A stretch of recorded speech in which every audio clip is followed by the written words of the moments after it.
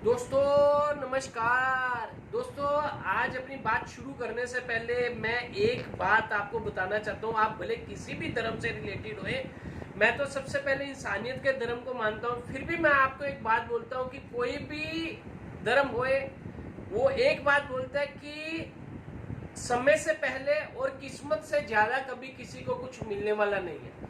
जब भी आपकी मौत लिखी गई है, मृत्यु लिखी गई है, वो आपको मिलने वाली ही है। लेकिन एक बात हर एक का धर्म बोलता है कि हमारे को हमेशा गलत बात के विरुद्ध आवाज अपनी उठानी चाहिए। तो मौत तो जब भी लिखी हुई है वो आने वाली है। तो अभी इस बात से मेरा तात्पर्य ये है कि आप कुछ भी गलत देखते हो ना तो उसके विरुद्ध बोलना सीखो। तो आज जो मैं देख रहा हूँ ना, मैं बहुत टाइम से एक ही बात हमेशा ले रहा हूँ कि हमारे हिंदुस्तान का विनाश हो रहा है और विनाश करने वाला कोई और इंसान नहीं है, वो हमारे देश का प्रधानमंत्री ही है। तो मैं आपको इस बात से आगाह करना चाहता हूं दोस्तों कि जितनी जल्दी संभल जाओगे ना तो उतना ही अच्छा है।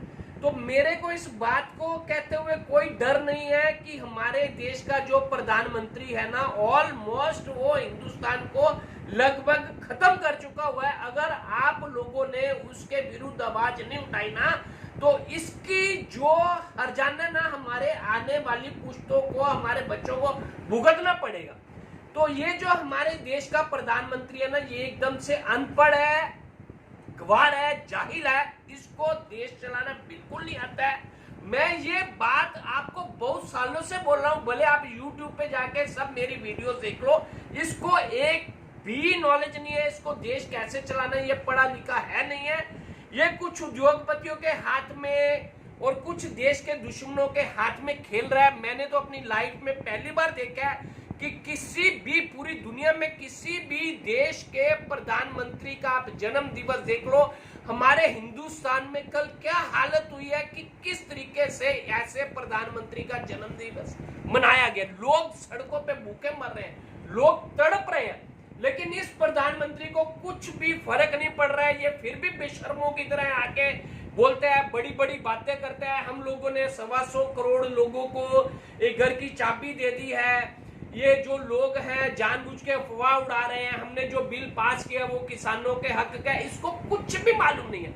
आज मैं आपको पूरी गारंटी के साथ बोलता हूं कि इस प्रधानमंत्री को बोलो कि तुम आ जाओ 10 मिनट के लिए, किसी भी इंसान को बुला लो, एक 10वीं क्लास के छात्र को भी बुला लो और इसको बोलो कि उसकी बातों का जवाब दे दे, तो मैं गारंटी से बोलता हूं कि ये जवाब नहीं दे पाएगा। इसको तो जीएसटी का फुल फॉर्म भी मालूम नहीं है। ये जो आके बोलते हैं ये सब लिखा हुआ बोलता है, इसको कुछ भी नॉलेज नहीं है। ये जो भी कर रहे हैं ना, आज हमारे देश के अगेंस्ट कर रहे हैं। हमारे देश का युवा खत्म हो रहा है, हमारा देश धीरे धीरे खत्म हो रहा है। तो दोस्तों मेरी आप लोगों से सिर्फ एक ही गुजारिश है, किसी भी चीज से डरो मत।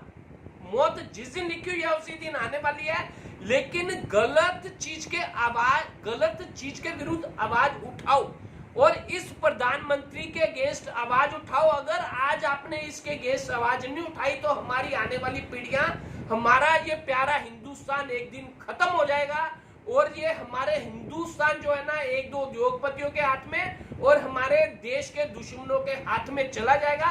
मैं ये बात आज डंके की चोट पे आपको कहता हूं। जय हिंद।